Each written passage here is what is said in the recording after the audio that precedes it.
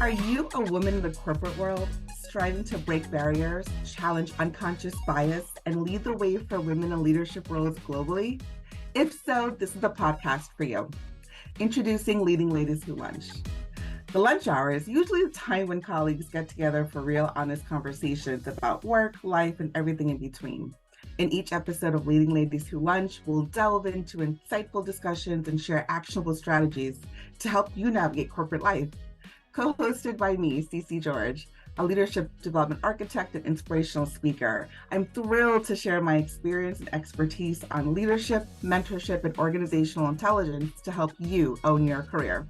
And me, Rachel Lowndes, CEO and founder, imposter syndrome expert, and mindset coach at Rachel Lowndes Coaching and Consulting.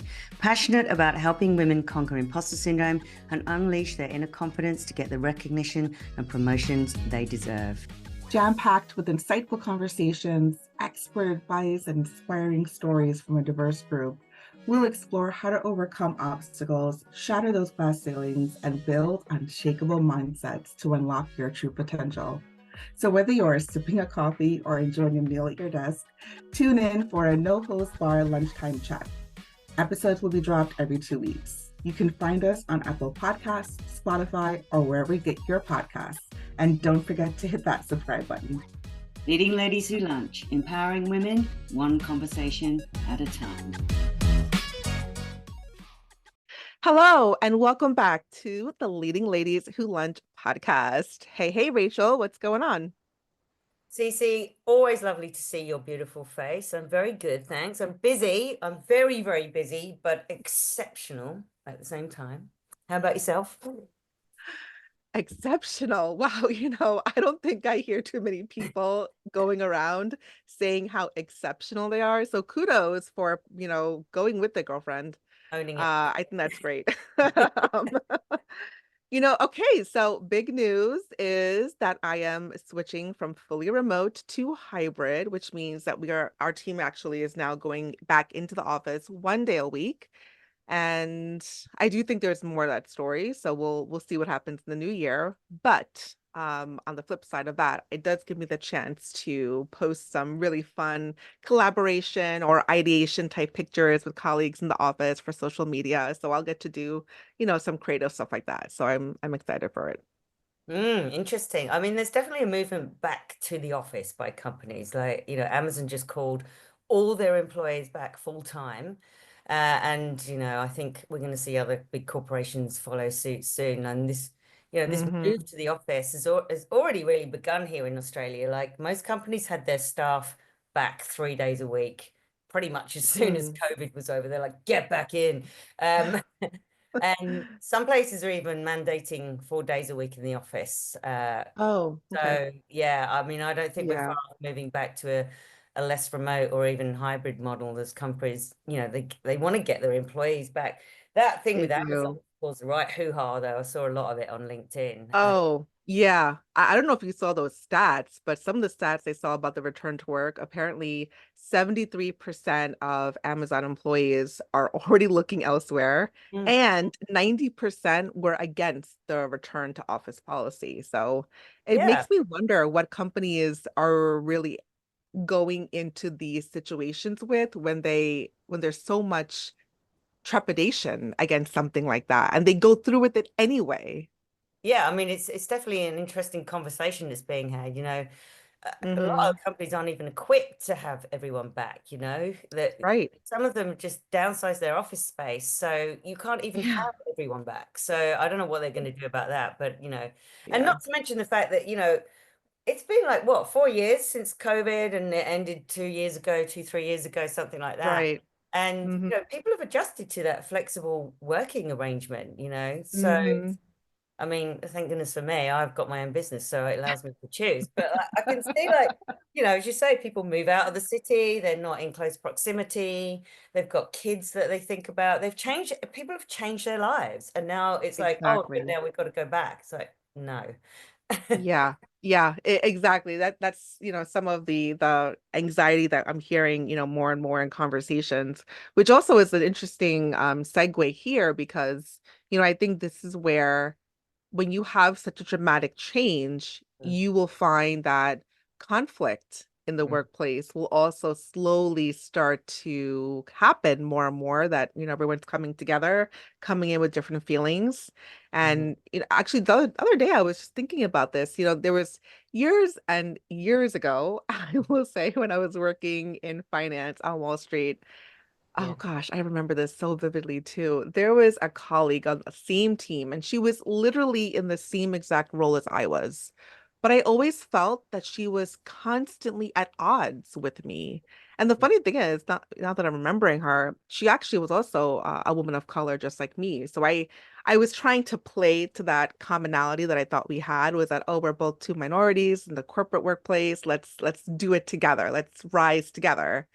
I mhm, think she had a very different agenda. So, to my face, she was certainly nice and polite, but then she would do these things in a very calculated way behind my back to make her look good and to make me look bad. And she was very successful at that. She was really good at making herself look good and me look bad. And, at some point during that, working time with her, we had a new head of HR start. And I came to understand that this colleague of mine started to email the head of HR even before she even got to the office. So she, like I said, mhm. she's very calculating. She knew how to work things in her favor. And I just wasn't catching on to that because I wasn't thinking of the workplace like that. And before I know it, they were practically BFFs. And it was clear whose ear the new head of HR had. Well, things for me, unfortunately, went downhill. The more time they spent together, the worse I looked, the worse I performed. And, thinking about that experience, going back to workplace conflict, I just wonder if only I had spoken up and had a conversation with her to find out, what the issue is, how we can see eye to eye on things, how we can, support each other. I didn't have that, I don't know, career maturity at that time to have a conversation like that, right? So, you know, I'm sure everyone goes to the workplace and they have their agenda, they want to climb the corporate ladder. That could have been it. Or which did she have an issue with me personally or with my performance I just didn't know about? I don't know. I mean, what's your experience been like, Rachel, with conflict in the workplace?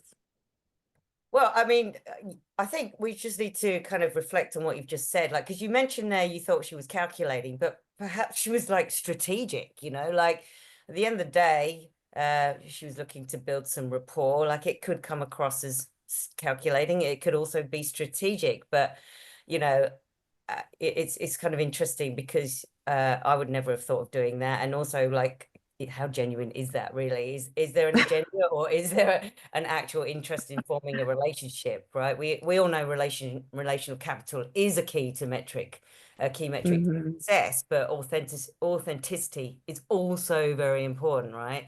Right. Um, but to your question, Cissy, yes, absolutely yes. I've had plenty of conflict in the workplace. Look, most female bosses, sadly, and Ah, to me, I think I've mentioned this in other episodes. Like to me, this was all about power and influence, and for the hmm. most part, though, most people were respectful of the work that I did, and so conflict, it would occur from time to time, but only around things like late delivery of projects or falling behind. I tried not to have issues on a personal level with people. I mean, I've definitely said things that Right. have offended people, and I've had to kind of backtrack on that because it's never intentional. So people do get upset, Right. obviously, right? But and I think that a lot of workplace conflict simply comes down to poor communication, or Hmm. as I've observed often, people apply their own meaning to things like work said or emails, words Right. that you've said or things you said. Like, I've definitely done that. I've said something that's offended someone, and I'm like, that just definitely wasn't my intention. So, like, it's Right. at the end of the day, you can't really do anything about that, but try to explain what you meant, right? Right. I recently worked with someone that they felt that I had a problem with them, which when they told me that, I was really shocked, right? Because nothing could have been further from Wow. the truth. Like I actually really liked her. And when I asked her, what made you think that? she couldn't really explain it by any kind of specific action or anything that I'd done. It was just that she had this feeling, right? And again, Huh. you know, like I can't control that. You know, that's where your own energy, how you feel about yourself, becomes your version of the Mhm. truth and not necessarily the truth, right? So, I Right. mean, I don't know, Cece, have you ever had something like that, you know, that I've just described there? Yeah. So I definitely have. There have been times where I think the other person was maybe just reading too far into something that maybe I've said or maybe an action I took. And Yeah, again, it's not the intention, but then there is this idea or concept of intention versus impact. yeah. While you and I may not intend for something to come across or land that way, in Mhm. reality, it did, right? I'll give you a perfect example of this. This blew my mind when I experienced it. So Mm. some years ago, I was interacting with a group of friends socially, and we were, getting to know each other. And there was a few girls who are from Houston, Texas. Now, Right. I'm a New Yorker.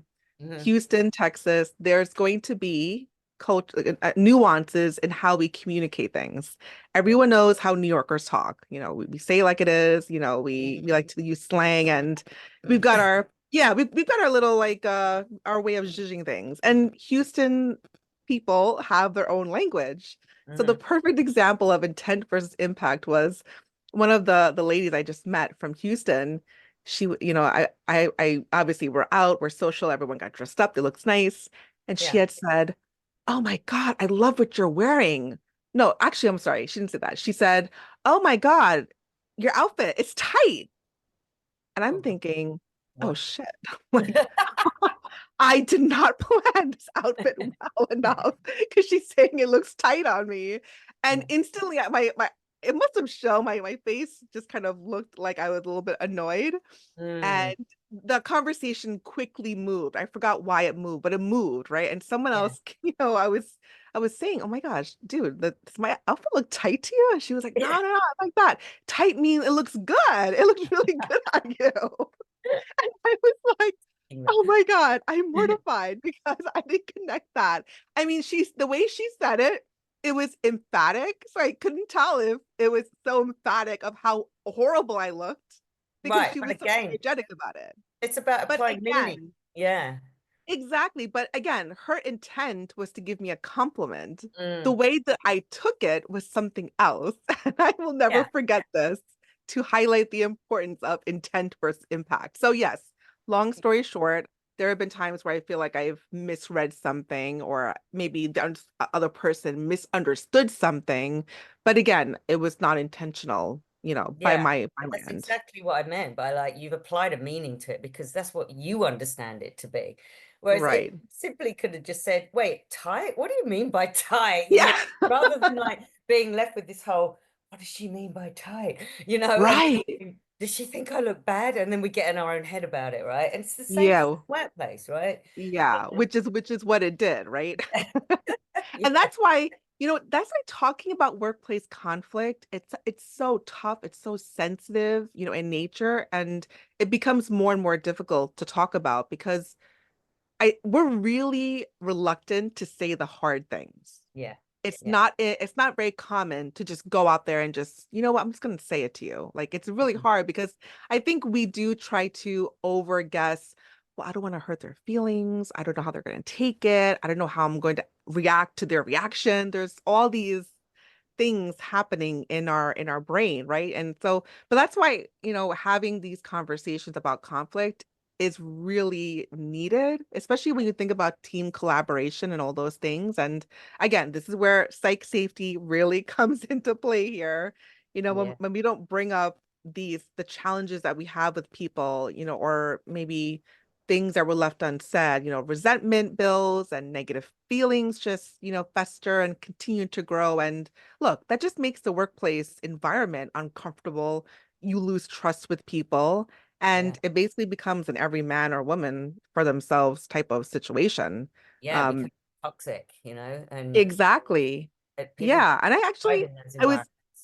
I was alluding to this earlier, but when you asked about someone who may have misunderstood something, Mm. I remember this a few years ago. I had a conflict with a woman who was co-facilitating a workshop that I had started, right? And this woman, she felt like I mistreated her before the meeting that we were both facilitating started, right? So Right. this is what happened. We prior to that occurrence, we had worked very well together. We were both very supportive of each other, had high respect for each other. But then on this one particular occasion, when I got into the meeting room before anyone else who were in the program had arrived, it was just her and I actually walked in and I felt an immediate sense of energy change in her. Like there was something different about her energy. Mm. And and she didn't say a whole lot. I greeted her, I asked her how she's doing. I tried to loosen her up a little bit, but she wouldn't budge. Mm-hmm. And it was really hard to facilitate that particular meeting because of her very stiff energy. And the next time we came back for the next monthly workshop, you know, I tried to ask her, I said, hey, I just noticed at the last workshop meeting, I wasn't sure was anything happening that I should know about. Is there anything that you want to discuss? And she said, well, yes, you didn't make me feel comfortable. I felt like you were totally dismissive of me. And she just laid into me. And the second she stopped talking, our workshop participants arrived. So I had to put down everything she offloaded, and I had to be up in front of a room facilitating. It was really challenging. But after that, I went and told my people leader and my colleagues about that, and they couldn't understand why that was her reaction. And they suggested that you schedule time to have a one-on-one conversation with her. So of course, that's what I did. I messaged her, asked if we could meet and talk over coffee. She was certainly open to that. And then I opened the conversation. I was really trying to use all my EQ knowledge and my, all the collective relationship intelligence I had gained all these years. And I said, Yeah. help me understand how Mm-hmm. you were feeling and what led to what happened at our last interaction. And Right. she expressed that she felt like I wasn't treating her with respect and Right. that I was intentionally doing things during the meeting to exclude her. Like she mentioned, I shifted my laptop so she couldn't see my screen, but I was shifting my laptop so the projector would face the correct direction. And that Okay. was the only actual example she gave me. Look, her feelings are her feelings. I don't want to come across like I am diminishing how she's feeling. I'm just reacting to what she had told me, right? Mhm. But as much as I tried to create an environment where I wanted her to, and she shared exactly how she felt, and I also tried to share. I walked in, I noticed this visible shift in the energy, so I was just trying to give you some space and I didn't want to pry too much and maybe that was not the right way of handling it. I really tried to show her that I was supportive of her and that I valued her, but I still felt like the conversation was stiff. Mm. So, long story short, we agreed to move forward to continue co-facilitating this workshop together, but the energy, the interaction between us wasn't quite the same. I don't think the participants felt that, but between us, I know I felt a shift. And I had just chalked it up to I tried to work things out. I hope she knows I was intentional. I tried to express that with her. And I did my best to salvage the relationship and to move forward. And that's really all I can do. That situation, like I said, it really could have impacted the quality of the participants of the program because that is my first priority. And I just wouldn't let that happen. That was my program. I wanted them to have a great experience, which is why I wanted to salvage my relationship with her. But at the end of the day, I think, we both probably did what we thought we can do, and it was the Mhm. best way that I knew how to get around that. But it was really challenging. I still think about that interaction and what I could have done better. Yeah, I mean, like I said before, we can't really control how people feel. And like the fact that you moved your Right. laptop has nothing to do with you and everything to do with how she was feeling in that moment. Maybe she wasn't feeling Right. confident, and so she's Sure. taken like every kind of little movement as some kind of thing against her that's got nothing to do with you. It's not what we do that makes people feel anything. As an individual, you are in control of how you feel. And that has everything to do with how you feel about yourself, how confident you feel in yourself, and even down to, what might be happening in your personal life outside of work can be affecting how you feel about yourself in any moment. you know, Hmm. all of these things affect how you approach relationships just everywhere, really. You know, the most powerful thing I can think of here to help is a quote by Eleanor Roosevelt, which is, no one can make you feel inferior without your consent, right? And when you live, so powerful, right? When you live by this Oh my principle, gosh. you take back complete power and control of how you feel because you are the one in control of your own feelings. Amen, amen, amen. I love that Eleanor quote. I'm so glad that you reminded me of it. You are Mhm. totally spot on. You are in control of your own feelings. Yeah. And again, I always try to act with authenticity and to show genuine care, concern for other people. And I do think that has helped me build great workplace relationships and partnerships. So, but 100%, Eleanor is spot on with that.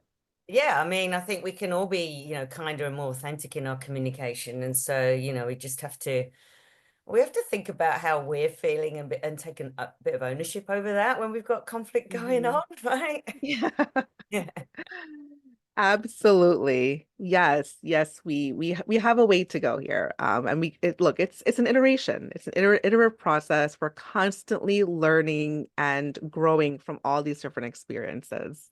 Yeah. And that's what we've been doing today. We've been talking a lot about our experience with conflict in the workplace. But Rachel, let's really dive in deep with how people can manage it in a productive and healthy way. Let's really get to the meat and potatoes here. Yeah, let's do it. All right. So I think you're going to agree with this one. I think communication is really key here, Yeah. especially as the leader, right? Mhm. You need to set that tone for a team environment where everyone is heard and respected. But that also means everyone, including you, has to get really good at listening for understanding, Mm. not listening to defend, Yeah. right? So that like that's really something that you have to really be honing Mhm. in on. So, if you're also on a team and maybe you're not in a leadership role per se, and you've got conflict with another team member, I always try to go with curiosity and have a conversation with that person to understand, their point of view and what's really driving some of that conflict, right? Yeah, I mean, listen to hear, not listen to answer. Yeah, which is Right? still a really novel concept for a lot of people. Yeah. Yeah. I also think here too, though, Rachel, that leaders have to be good at mediating, Mm. right? And if you're in a leadership role and you know that there are two people or three people on your team who've got some interpersonal conflict there, I think you have to be that neutral mediator to Mm. facilitate that kind of conversation between the people who have conflict. So in Yeah. that role, I would say that leader needs to be there to open the dialogue, set the tone and ground rules for having a judgment-free, safe space to share, and just make sure everyone has a chance to be heard, but Yeah. also to move the conversation along to a resolution or moving forward point.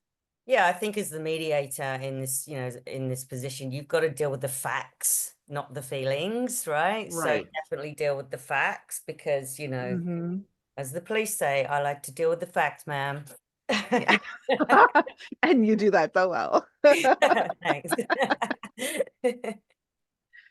And I also think I'm actually really big about this one. I also think it's really important to find common ground, to Mm. look for a shared purpose, your shared values or what brings you together. What do you have in common as opposed to what your differences are, right? Because I've always found, and this is what has worked for me, I think, is when you align on a commonality, it's easier to work from there and come to a resolution together, right?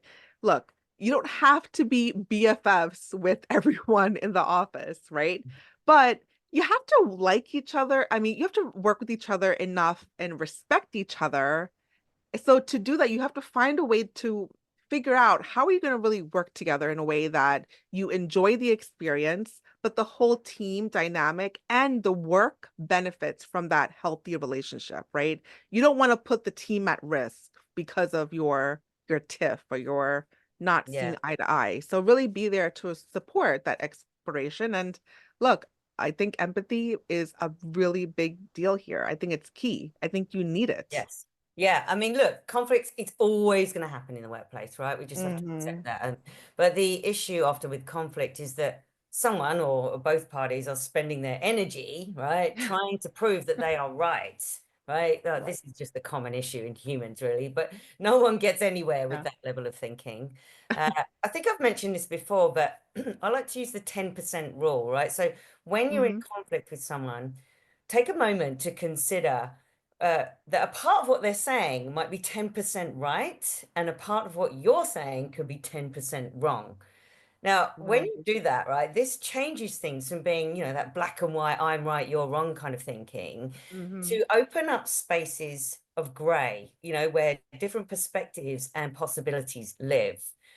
This is such a game changer, right? I found this technique to be really helpful when it comes to managing conflict. I tried it on I was having an argument with my dad, and I went away and I was like, percent of that is right, like so I bad. love that. Right, and it really helped kind of lower the anger level, the kind of like wow. feelings that I had, because it's like, okay, well, maybe he is right in this, maybe there's a part of what he's saying is right, and maybe I'm just being too kind of difficult about it. So it really is a helpful thing. So I urge our listeners to try this and practice, right? It does take practice to embed this kind of new way of thinking. So become, aware of this kind of concept when you are in conflict. Like, remember, 10%, what 10% of what they're saying could be right, and 10% of what I'm wrong. And open up that space for like, okay, well, maybe we can figure this out together. So, give it a try. Yeah, exactly. I mean, you're basically talking about a growth mindset here. Absolutely. I'm totally on board. And I love the whole 10% angle. So wherever you are in your career journey, our hope is that you can take away a few insights from today's episode. First, don't be afraid to address a conflict that you have with a colleague, but make sure you stay curious in that conversation and listen for understanding. And remember, you are in control of how you feel. So own that when you are in conflict with someone, and ask yourself, how much of this feeling is actually on me and not necessarily being given to me, because no one gives you feelings. And also look for that 10% on each side to open up those areas of gray that I talked about before. Absolutely. All great key takeaways. All right. Thanks so much for listening to this episode of the Leading Ladies Who Lunch podcast. If we can leave you with the thought, how are you going to address that workplace conflict you have today in a healthy way? If you like this episode, we would be so grateful if you could share it with your friends and tag us on social media at Leading Ladies Who Lunch. Your reviews of this podcast mean so much to us. We'd love it if you could rate it and subscribe to the show. Remember, you can find us and subscribe to the podcast on Apple Podcasts, Spotify, and other podcast platforms.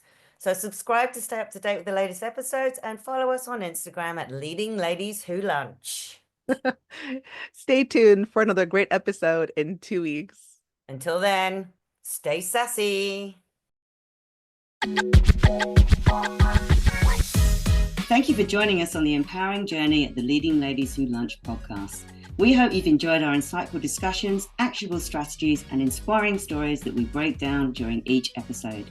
If you haven't already, make sure you subscribe to Leading Ladies Who Lunch on Apple Podcasts, Spotify, or your favorite podcast platform so you never miss an episode. And remember, the conversations you've heard on this podcast are just the beginning of your journey. Let your voice be heard, inspire change, and continue breaking barriers as you lead with authenticity, resilience, and unwavering determination. Until next time, keep embracing your leadership potential, challenging the norms, and shaping a better world for women in the workplace. Leading Ladies Who Lunch, empowering women, changing lives.